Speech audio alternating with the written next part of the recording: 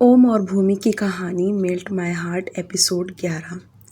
रात 11 बजे blackberry club. आखिरकार विराज को डॉक्टर को बुलाना ही पड़ा।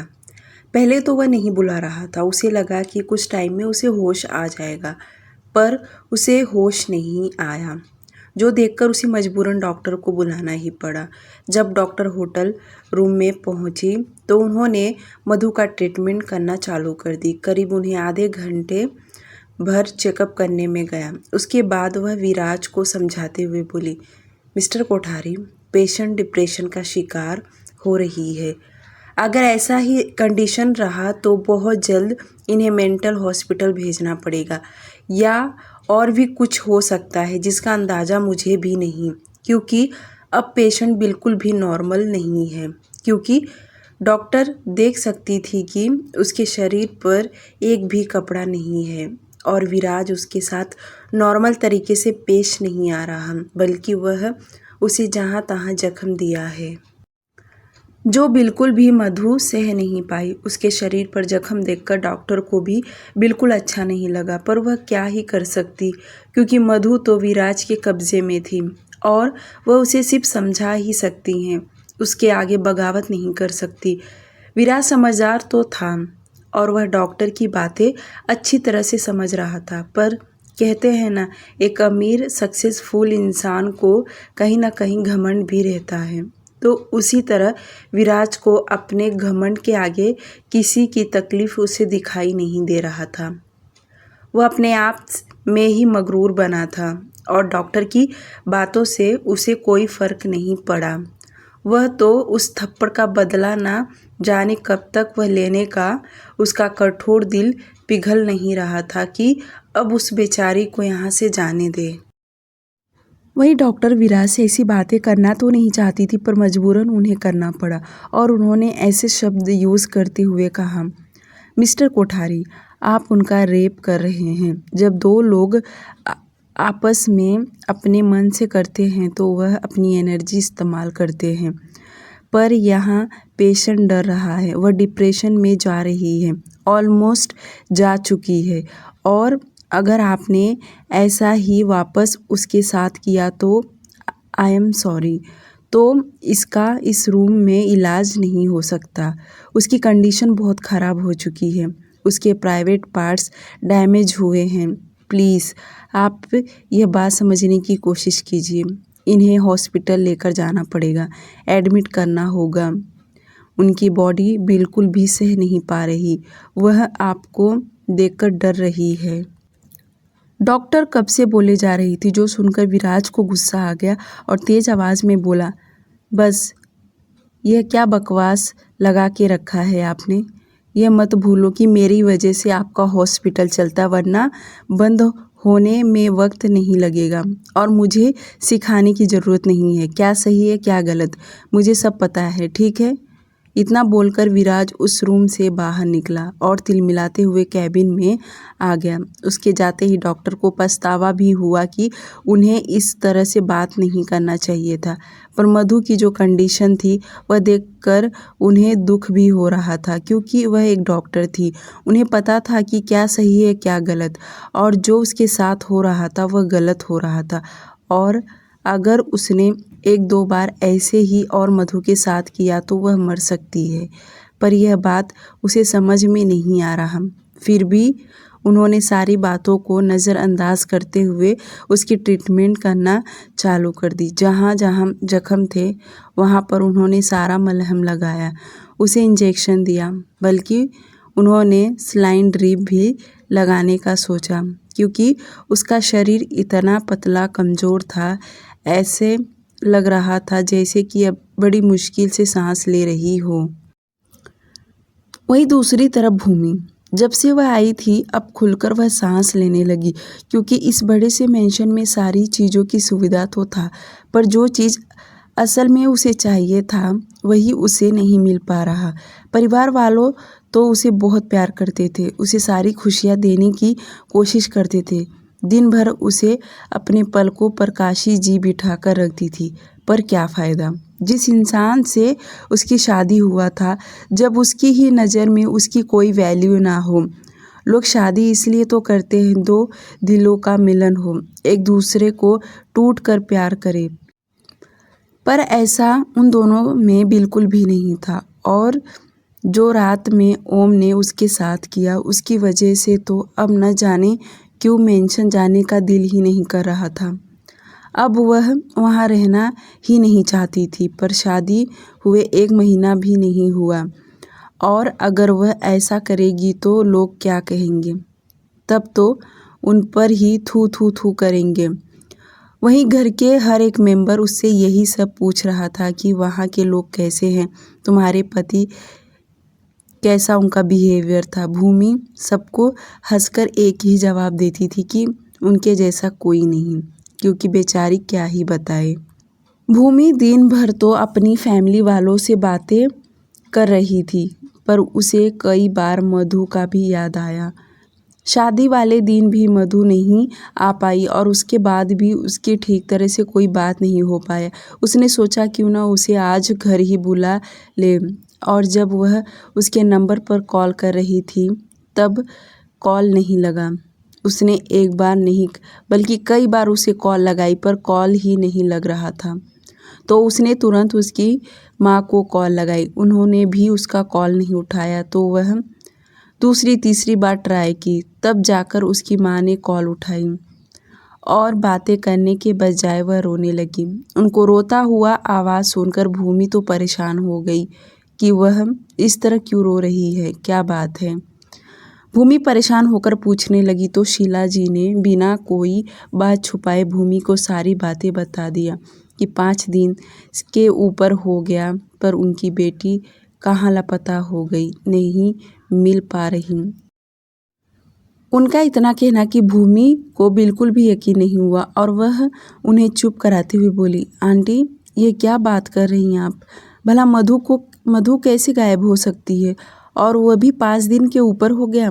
भूमि ये बोल ही रही थी कि उसकी मम्मी पापा ने भी जब सुना तो वह भी परेशान हो गए कि क्या बात है, और धीरे धीरे सभी को पता चल गया। अब सब परेशान हो गए क्योंकि यह बात अभी तक किसी को भी पता नहीं था, और मधु के माँ को यही लगा कि अगर उनकी बेटी घर आ गई तो ठीक हो जाएगा, नहीं तो उनकी बदनामी हो जाएगा। पर 5 दिन के ऊपर हो गया, नहीं आई, तो अभी यह बात छुपाने जैसा नहीं था, इसलिए उन्होंने पहले भूमि के घर वालों को बताना सही समझी। अब तो सबके सब परेशान हो गए। भूमि रोने लगी क्योंकि इन दिनों उसकी बात ही नहीं हो पाई, बल्कि बीच में तो उसने कई बार बातें की थी। वह भी अपने आप को कोसने लगी। इन दिनों उसने क्यों उसे कॉल नहीं लगाई? अगर लगाई होती तो शायद यह बात उसे पहले ही पता चल गया होता। दिनेश जी इतने परेशान हो गए क्योंकि वह मधु को बचपन से जानते थे। उन्होंने उसकी माँ को डांट लगाया कि उन्होंने यह बात छुपाया, कि अगर पहले बताई होती तो वह ढूंढने निकलते। अब तो यह केस पुराना हो गया और पुलिस स्टेशन भी जाएंगे तो पुलिस वाले क्या ही कहेंगे। फिर भी उन्होंने कहा, मैं पता लगाऊंगा कि बच्ची कहाँ है। भूमि भी अपने पापा के सामने हाथ जोड़कर बोलने लगी, पापा प्लीज़ मधु को ढूंढ लीजिए ना। घर में इस वक्त काफ़ी देर तक रोना धोना चालू हो गया क्योंकि भूमि बहुत ज़ोर ज़ोर से रो रही थी। उसे अपनी फ्रेंड के लिए बहुत दुख हो रहा था। भूमि का तो अब मन ही नहीं लग रहा था, क्या ही करे। वह थोड़ी देर के बाद वह और अंजना जी मधु के घर निकल पड़ी क्योंकि उसकी मम्मी बहुत ज़्यादा रो रही थी और वह बहुत दुखी थी। इधर मेंशन में देर रात से ओम घर आया और जब वह अपने कमरे में आया तो उसका कमरा पूरा शांत था। एक्चुअली उसका कमरा इससे भी शांत रहता है, पर शादी के बाद अब इस कमरे में भूमि भी रहती थी। वह दरवाज़ा बंद किया और कमरे में आया। पहले तो ड्रेसिंग टेबल के पास गया क्योंकि भूमि का बहुत सारा मेकअप का सामान वहीं पड़ा हुआ था, परफ्यूम, नेल पेंट, लिपस्टिक वगैरह वगैरह। विजडम होटल, देर रात 2 बजे। अब जाकर मधु को होश आया और अब वह अपनी आंखें खोली तो उसी जगह पर थी जहां वह पहले लेटी थी। उसके हाथ पैर अकड़ गए थे क्योंकि उस कमरे में वह कैद थी और हर घंटा तो वह सोया ही करती थी और इसमें से उसके 3-4 दिन तो ऐसे ही गए जो कि वह बेड पर ही लेटी थी क्योंकि विराज ने उसकी हालत ही ऐसा बना दिया था कि वह एक ही जगह सोया करती थी और आज भी वह उठने की कोशिश कर रही थी पर बेचारी ठीक तरह से उठ नहीं पा रही थी। उसे बहुत जोर का प्यास लगा था, उसे पानी पीना था। वह उठने की कोशिश कर रही थी और धीरे धीरे उठकर वह बैठी। बगल में देखी तो पानी का मग था पर उस बेड पर से उठकर पानी लेने भर की भी ताकत उसमें नहीं था। पर जीना है तो उसे पानी तो पीना ही पड़ेगा। तो मधु करीब 10 मिनट उससे स्ट्रगल करने में गया। तब जाकर वह उठकर अपने पैर फ्लोर पर रखी और पानी का मग लेकर ग्लास में थोड़ा सा लिए और जल्दबाजी में पानी पीने लगी।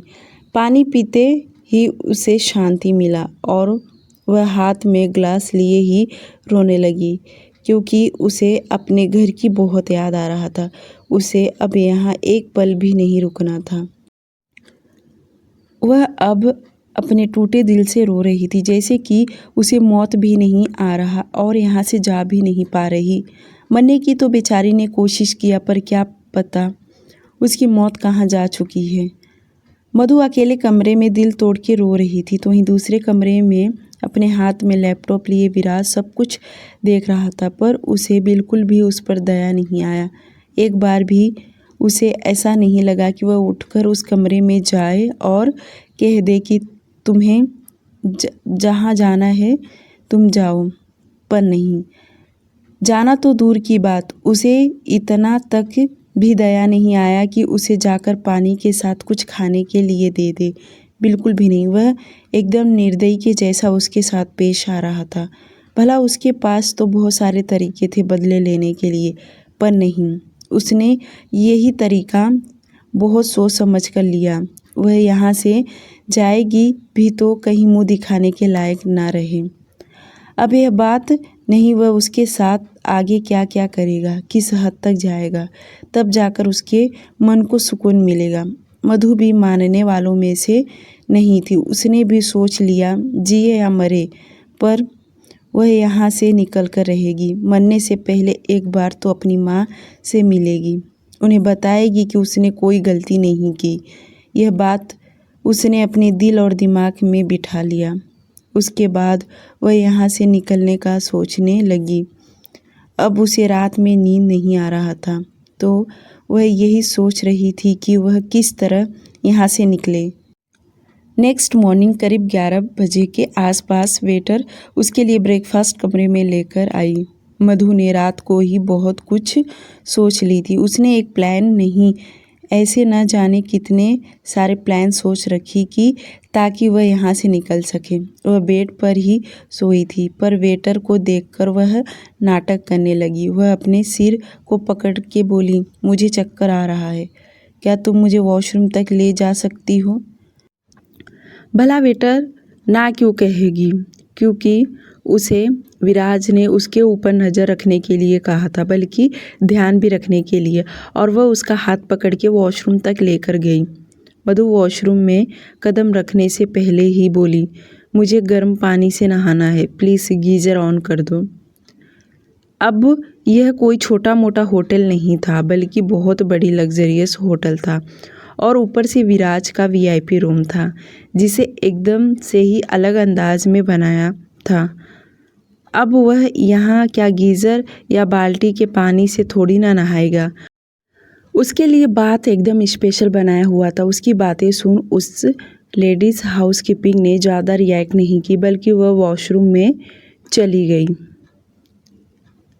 वह जैसे अंदर गई कि मधु वहाँ शोपीस हाथ में उठाकर दरवाजे पर ही खड़ी थी और जैसे हाउसकीपिंग बाहर निकलने कदम बढ़ाई कि मधु ने उसके सिर पर उसी से दे मारी और यूँ अचानक से मारने की वजह से वह लड़खड़ाते हुए वॉशरूम में गिर पड़ी और मधु ने एक नज़र चारों तरफ घुमाई। उसने तुरंत दरवाज़ा बंद की।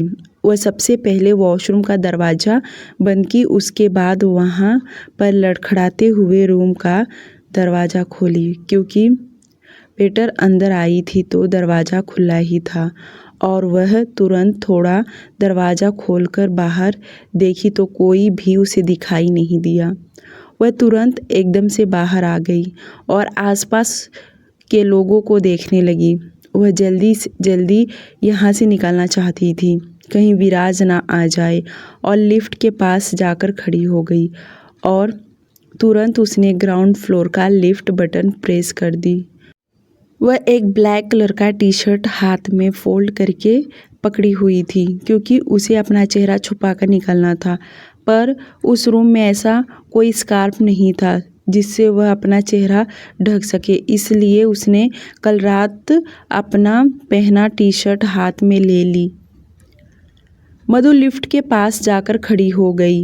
वह धीरे धीरे अपनी नज़र चारों तरफ फेर रही थी ताकि उसे कोई देखे ना, पर होटल इतना बड़ा था कि किसी के ऊपर ध्यान नहीं गया।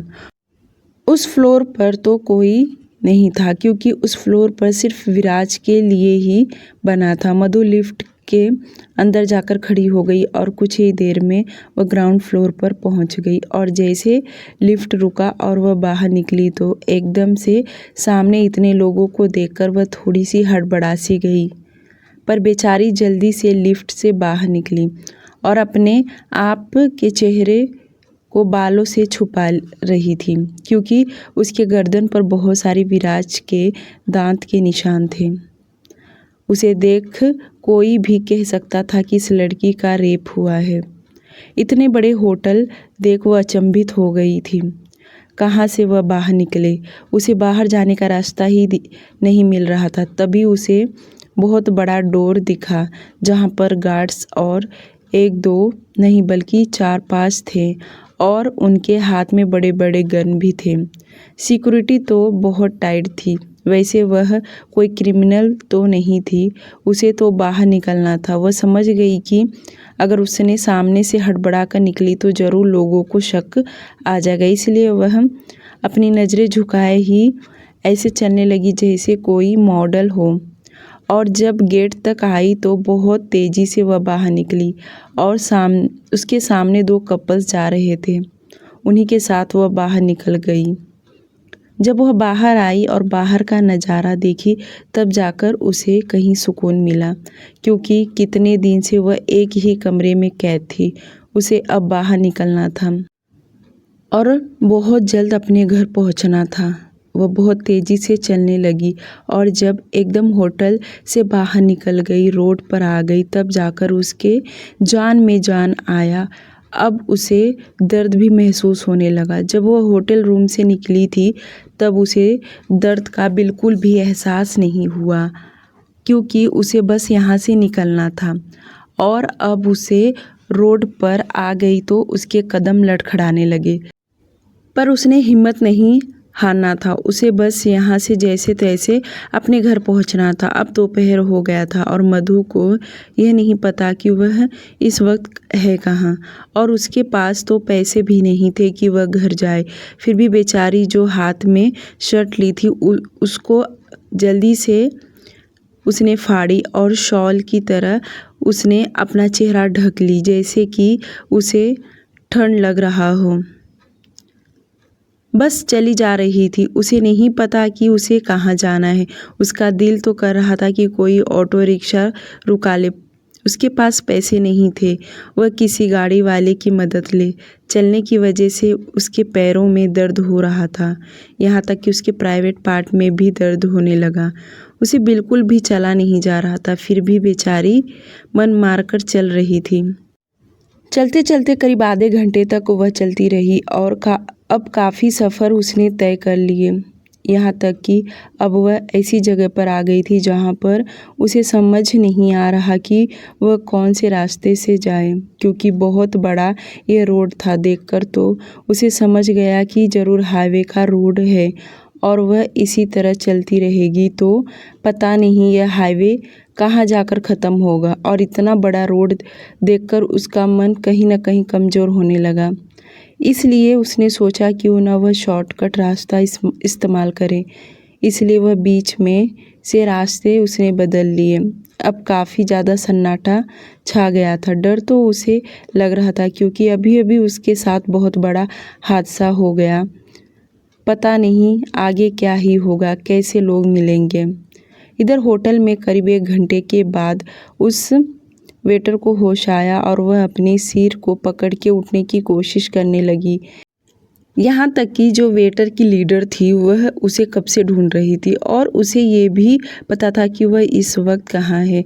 और जब वह पूरी तरह आंखें खोलकर उठी तो वह खुद को वॉशरूम में पाई। अब जाकर उसे फिर से समझ में आया कि कुछ देर पहले उसके साथ क्या हुआ था। याद आते ही दरवाज़ा खोलने की कोशिश की पर दरवाज़ा बाहर से बंद था। वह ज़ोर ज़ोर से पीटने लगी पर कौन खोलेगा। रूम में तो कोई नहीं था। वह तुरंत अपना सेल फ़ोन निकाल होटल के मैनेजर को कॉल की और उसने सारी प्रॉब्लम बता दी कि वह इस वक्त विराज सर के वॉशरूम में बंद है। वह अपने लिए जल्दी से हेल्प मांगी। मैनेजर भागते हुए टॉप फ्लोर पर आया और बाहर से दरवाज़ा पहले तो खोला और अंदर नज़र फेरा तो कोई नहीं था। तो जाकर वॉशरूम का दरवाज़ा खोला तो अंदर हाउसकीपिंग थी। यह देख वह पूछने लगा था क्योंकि उसे विराज को बताना था और वह डरने लगी कि विराज उसे इतनी आसानी से नहीं छोड़ेगा क्योंकि उसे बहुत बड़ी गलती हो गई है। आखिरकार उसे विराज को तो बताना ही पड़ेगा और वह हिम्मत करके मैनेजर को बोली, पहले वह बताए। मैनेजर ने विराज को कॉल लगाया और उसे सब कुछ बता दिया कि किस तरह से मधु यहाँ से भागी और उसने हाउसकीपिंग के साथ क्या किया। यह सब सुन विराज तो बौखला ही गया। वह इस वक्त ब्लैकबेरी क्लब में था और वहाँ से तेज़ी से वह निकला। कुछ ही देर में वह विजडम होटल पहुँच गया। जब आया तो सबसे पहले वह वेटर की खबर लिया और उसने रोते हुए सब कुछ बता दी कि वह किस तरह आई और मधु ने नाटक करते हुए उसे वॉशरूम तक लेकर गई और उसके सिर पर वार किया। उसने अपनी जख्म भी दिखाए जो देख विराज को बिल्कुल भी फर्क नहीं पड़ा। उसे तो इस बात का गुस्सा आया कि वह यहाँ से वह कैसे जा सकती और उसने बाकी भी गार्ड्स के ऊपर चिल्लाने लगा कि किसी की भी नज़र उस पर कैसे नहीं गया। विराज तुरंत अपना लैपटॉप ऑन किया और सबसे पहले कमरे का सीसीटीवी कैमरा चेक किया कि कब उसे होश आया और वेटर कब आई। क्या सच में उसने ऐसा किया? तो सचमुच कैमरे में यह सब कैद हो गया था। यह देखने के बाद वह अपने रूम से बाहर का कैमरा चेक किया जहां पर मधु निकलने के बाद लिफ्ट के पास गई, वहां से वह नीचे गई। अब वह ग्राउंड फ्लोर का कैमरा चेक किया तो वहां पहले वह लिफ्ट से निकली, 5 मिनट खड़ी रही और अपने बालों को उसने ठीक ठाक किया और खुद को छुपाते हुए होटल से बाहर निकली। विराज आगे का कैमरा चेक करने लगा। जैसे कि वह होटल से बाहर निकली वहाँ तक का उसके पास कैमरा था। यहाँ तक कि होटल के बाहर आगे के रोड तक का भी उसके पास कैमरा का रिकॉर्डिंग था। वह सब चेक करके देखा और वह रोड पर सीधे चलते जा रही थी। आगे के कैमरा बंद हो गए। यह सब देखने में उसके करीब 1.5 घंटा गया। उसने बादल को कहा कि आगे का कैमरा रिकॉर्डिंग लेकर आए कि वह कहाँ जा रही है, क्योंकि वह बहुत ज़्यादा दूर नहीं गई होगी और उसे ढूंढने के लिए लगा दिया। उसके गार्ड मधु को ढूंढने के लिए निकल पड़े, बल्कि विराज ने धमकी देकर अपने गार्ड्स को कहा कि उसे यह लड़की किसी भी हालत में चाहिए। विराज का ऑर्डर पाते ही सारे गार्ड्स वहाँ से रवाना हो गए। वह अपने काम में लग गए थे। उनके जाने के बाद विराज दांत पीसने लगा, बल्कि वह अपना लैपटॉप उठाकर जोर से पटक दिया। वह इतना गुस्से में था कि मानो वह वेटर का गला दबोच दे। वह कभी भी अपने गुस्से को कंट्रोल नहीं कर पाता और आज भी वह अपने गुस्से को कंट्रोल नहीं कर पा रहा था। उसे अब ऐसा लग रहा था कि उसके गार्ड की कमी की वजह से वह लड़की भाग गई, वरना उसकी मजाल कि वह यहाँ से निकल सके। शाम का वक्त। मधु चलते चलते न जाने कहाँ तक पहुँच गई, पर उसे अब चला नहीं जा रहा था और अब शाम भी हो गया था। धीरे धीरे अंधेरा छाने लगा था। वह एक जगह बैठ गई। यह रोड भी नहीं था, पता नहीं कौन से रास्ते पर वह चल रही थी। अब वह थक हार कर एक जगह बैठ गई। वह अपनी नज़रें चारों तरफ फेर रही थी कि किसी से मदद मांगे। वह इस वक्त कहाँ है, पर जो उसके शरीर पर निशान थे उसके वजह से वह किसी बड़े इंसान के पास जाकर मदद भी नहीं मांग रही थी, वरना लोग सवाल जवाब करेंगे। तभी उसकी नज़र दूर बच्चे फुटबॉल खेल रहे थे। उन्हें देखकर मधु चलते हुए उनके पास गई और उन बच्चों से पूछी, यह कौन सा एरिया है? तो बच्चों ने उसे इस एरिया का नाम बता दिया। यह बच्चे कोई छोटे बच्चे नहीं थे, करीब स्कूल के बच्चे थे जो दिखने में 15-16 साल के दिख रहे थे। मधु ने उनसे यह भी पूछा कि मालाड के मार्केट जाने का कौन सा रास्ता है, तो बच्चों ने उसे यह भी बताया कि पहले यहाँ से इस रोड पर जाना पड़ेगा और रोड से सीधा उसे ऑटो मिलेगा, वह जा सकती है। उन बच्चों ने उसे रास्ता बता दिया, जो सुनकर मधु स्माइल करते हुए जाने लगी। पर उसके पास पैसे नहीं थे जो रिक्शे से जा सके और अब उसकी दर्द इतना बढ़ गया कि एक एक कदम रखना उसके लिए मुश्किल हो रहा था। फिर भी बेचारी इस एरिया से बाहर निकलते हुए वह रोड पर आ पहुंची। अब पूरी तरह अंधेरा हो गया था, पर गाड़ियों की रोशनी इतनी थी कि उसे रास्ता ठीक तरह से दिखाई दे रहा था और धीरे धीरे उसकी डर भी बढ़ते जा रहा था। वहीं विराज के गार्ड हाईवे के सीसीटीवी कैमरा उन्होंने आरटीओ वालों से निकलवाया। उन्होंने उसे फुटेज दे दिया और बादल पेन ड्राइव विराज को ला कर दिया। विराज ने लैपटॉप में वापस वह पेन ड्राइव लगाकर देखने लगा और साथ ही साथ में वह ड्रिंक भी कर रहा था। वह देख सकता था कि मधु रोड पर चलते हुए जा रही थी।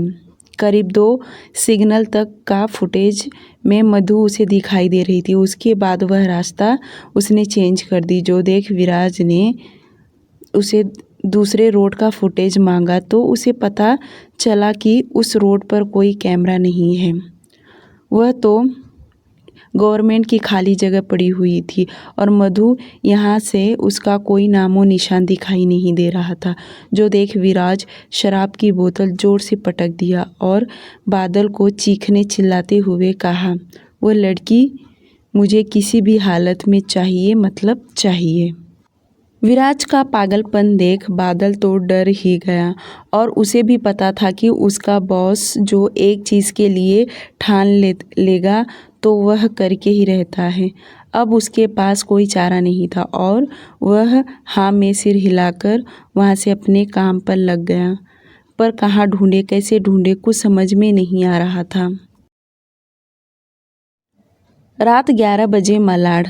आखिरकार मधु मलाड पहुंच ही गई और उसे वहाँ का चप्पा चप्पा एरिया पता था। बेचारी दोपहर से ही चलते आ रही थी। शरीर में पहले से ही इतना दर्द था और अब चलकर उसके जख्म इतने दर्द कर रहे थे कि वह और उसका जी जानता होगा। उसके कॉलोनी में सन्नाटा छाया हुआ था। लोग सोए हुए थे और मधु जैसे अपने घर के दरवाजे पर पहुंची तो पता नहीं उसके अंदर एक अजीब से घबराहट होने लगा कि जब उसकी माँ उसे देखेगी तो क्या कहेगी। दिल कर रहा था कि वह कहीं जाकर आत्महत्या कर ले, फिर दिमाग कहता था कि उसकी माँ पहले से ही अधमरी हो गई है और अब यह ऐसा करेगी तो उसकी माँ बहुत जल्द मर जाएगी। वह पहले से ही कमज़ोर है और उसका भाई भी बहुत छोटा है जिसे अभी ना समझ है। यही सब सोचकर मधु दरवाजे के पास खड़ी होकर सोचने लगी और हिम्मत करके उसने दरवाज़ा खटखटाई। 2-4 बार उसने दरवाज़ा खटखटाया होगा, तब जाकर उसकी मम्मी अंदर से बोली, कौन है? अपनी माँ की आवाज़ सुनकर मधु और भी रोने लगी। उसके मुंह से शब्द नहीं निकल रहा था कि वह अपनी माँ को क्या बोले, पर अपने आंसुओं को साफ करते हुए बोली, मम्मी। जैसे मधु की आवाज़ उसकी माँ ने सुना कि तुरंत दरवाज़ा खोली और अपनी बेटी को देख झरने की तरह उनके आंसू बहने लगे और वहीं मधु के भी आंसू बह रहे थे। वह तुरंत अपनी माँ के गले लिपट गई, बल्कि दोनों रोने लगी। शीला जी ने तुरंत दरवाज़ा बंद की। अब उनका बेटा भी उठ गया और अपनी बहन को देख वह उसे लिपटकर रोने लगा। शीला जी ने जब अपनी बेटी का शरीर देखा जहाँ पर उसके होंठ सूज गए थे और होंठ के यहाँ पर जख्म था, उसकी आँख, उसके गर्दन, उसका हाथ, यह सब देखकर वह अपने मुंह पर हाथ रखकर शॉक्ड हो गई और वह बोली, मधु तेरे साथ क्या हुआ है? तू कहाँ थी और ये सब क्या है? अपनी माँ को इस तरह पूछता देख मधु अपनी आंखें बंद करके रोने लगी, जो देख उसकी माँ ने उसे झकझोरते हुए बोली, क्या तेरा रेप हुआ है? रेप शब्द सुनकर मधु कांप उठी और अपना सिर हाँ में हिला दी, जो सुनकर शीला जी का शरीर कांपने लगा और वह ऐसी धड़ाम से नीचे गिरी, जो देख मधु तुरंत बैठकर अपनी माँ को सहारा देने लगी। वहीं उनका बेटा जल्दी से पानी लेकर आया। शीला जी ज़ोर ज़ोर से रोने लगी और साथ ही साथ में कह रही थी, मैंने कौन सा पाप किया है जो मेरे साथ इतना कुछ हो रहा है? पहले पति मर गए, वह गम उनका ख़त्म नहीं हुआ कि बेटी के साथ ऐसा हो गया। आए दिन कुछ न कुछ मुसीबत आ रहा है। उनके घर पर बीच में बेटे को गाड़ी से एक्सीडेंट हो गया। यह सब कहकर वह रोने लगी। उनके साथ मधु भी रो रही थी। वह तुरंत उठ जाने को हुई कि शीला जी तुरंत उसके पीछे आने लगी और उसका हाथ पकड़ बोली, कहाँ जा रही है मधु?